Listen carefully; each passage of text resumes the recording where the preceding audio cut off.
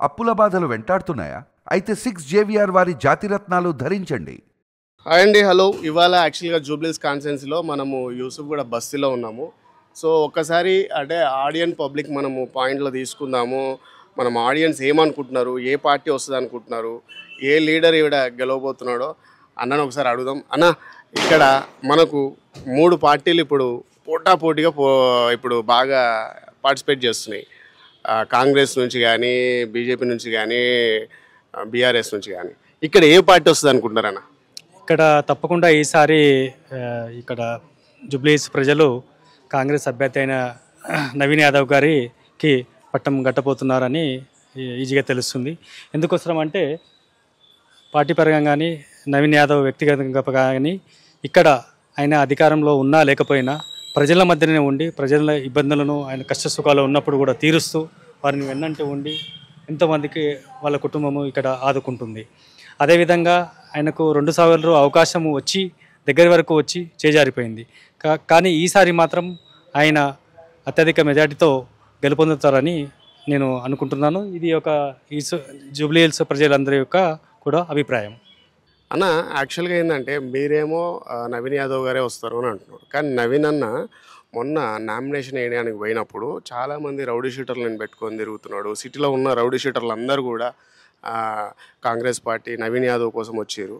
So కాబట్టి ఇదంతా rowdy రాజ్యం అయితే తప్ప జూబ్లీస్ పెద్ద ఏం ప్రజలకు ఉపయోగపడదు అని అంటున్నారు. మీరు దానికి ఏం చెప్తారు?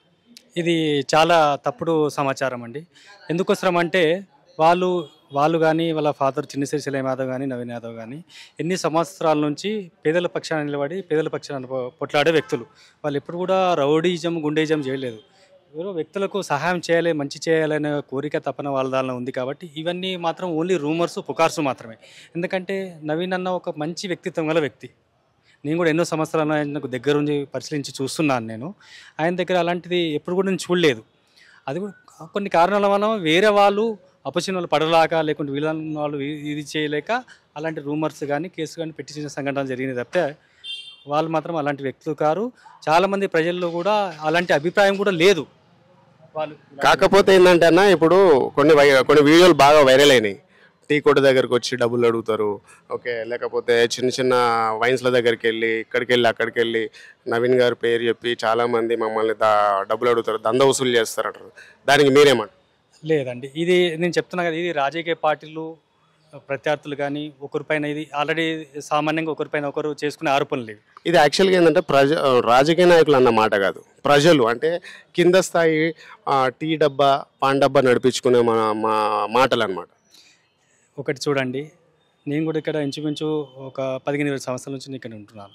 ఎంతోమందికి నిరుపేదలకు ఏదన్నా లేదు అన్నప్పుడు వాళ్ళు ఒక స్థలము చూపించి అక్కడ ఉపాధి కల్పించినటువంటి వ్యక్తులు ఆ కుటుంబము వీళ్ళ శ్రీశైలం యాదవ్ నవీన్ యాదవ్ల కుటుంబం. అలాంటి వాళ్ళు మళ్ళీ వాళ్ళ దగ్గర వెళ్ళి ఎలా తీసుకుంటారు? ఎంతోమంది కూడా అలాంటి వాళ్ళు వచ్చినప్పుడు కూడా వీళ్ళు వాళ్ళకి సహాయం చేశారే తప్పిస్తే వాళ్ళు వెళ్ళి తీసుకుంటారని కాదు. వాళ్ళ కింద ఎవరైతే ఉంటారో, ఇప్పుడు అన్న దగ్గర ఎవరైతే మనుషులు ఉంటారో వాళ్ళు వెళ్ళి దంద వసూలు చేస్తున్నారు అంటారు. లేదండి, ఇది కూడా ఇది తప్పుడు ఎందుకోసం అంటే వాళ్ళు అలాంటి వ్యక్తులకు కానీ అలాంటి వ్యక్తులను ప్రోత్సహించరు, అలాంటి వ్యక్తుల దగ్గర రానివారు. వీళ్ళ పేరు తప్పుడు చెప్పి వేరే వాళ్ళు ఎవరైనా వీళ్ళను బ్లేమ్ చేయాలనే ఉద్దేశంతో అలా చేసిన సంఘటనలు ఏమైనా ఉన్నాయేమో కానీ ఇలా వీరు కానీ అలాంటి వారిని ప్రోత్సహించలేరు.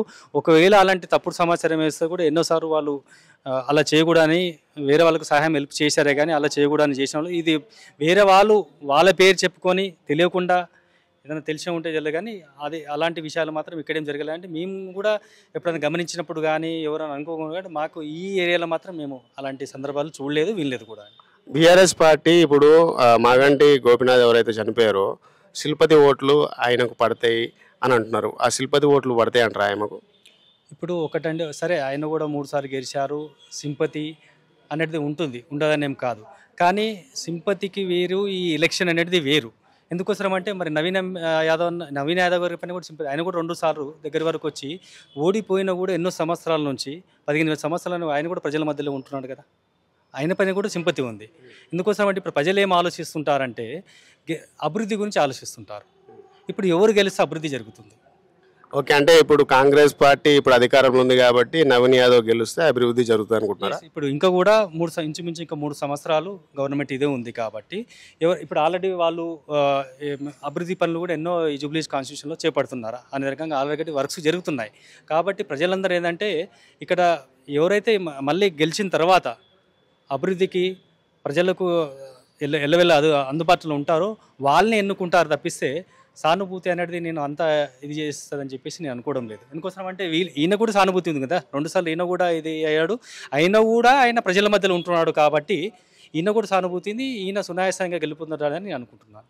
బీజేపీ పార్టీ గురించి అడిగితే లంకల్ దీపక్ రెడ్డి లాస్ట్ టైం కూడా ఓడిపోయాడు, మళ్ళీ ఈసారి ఏమైనా వచ్చే అవకాశం ఉందా? డిపాజిట్లు కన్నా దక్కుతాయా? ఇప్పుడు ఆల్రెడీ వాళ్ళు సెంట్రల్ గవర్నమెంట్ ఉన్నారు కాబట్టి ఇక్కడ కూడా ఆయన ఇంతమూలు నిలబడ్డాడు కాబట్టి నిలబడ్డాడేమో, కానీ గెలుపు మాత్రం నవీన్ యాదవ్ అని నేను అనుకుంటున్నాను. ఎందుకు అంత గట్టిగా నవీన్ యాదవ్ గురించే మీరు మాట్లాడుతున్నారు? అంటే నవీన్ యాదవ్ గారు మీతో ఏమన్నా మీకు రిలేషన్షిప్ ఉందా, లేకపోతే మామూలుగా పబ్లిక్లో మీరు ఒక మనిషిలాగా మాట్లాడుతున్నారు? లేదండి, నేను పబ్లిక్లో ఒక మనిషిలాగా మాట్లాడుతున్నాను. నేను నవీన్ యాదవ్కు ఏదో పాజిటివ్గా చెప్పాలని చెప్పేసి కానీ ఇలా అంటున్నానని కాదు. నేను మామూలుగా మేము ఎక్కడైనా బయటికి వెళ్ళినప్పుడు చూస్తున్నప్పుడు కానీ లేకుంటే మేము ప్రత్యక్షంగా ఇది చేసినప్పుడు కానీ దాన్ని బట్టి నేనేం చెప్తున్నానంటే ఈయన్నే గెలుస్తాడు నవీన్ యాదవ్ గారు అని నేను అనుకుంటున్నాను. థ్యాంక్ యూ అండి. ఇది యాక్చువల్గా మనం జూబ్లీహిల్స్ కాన్స్టిట్యుయెన్సీలో ఇప్పుడు మనం హైదరాబాద్ బస్తీ దగ్గర ఉన్నాము.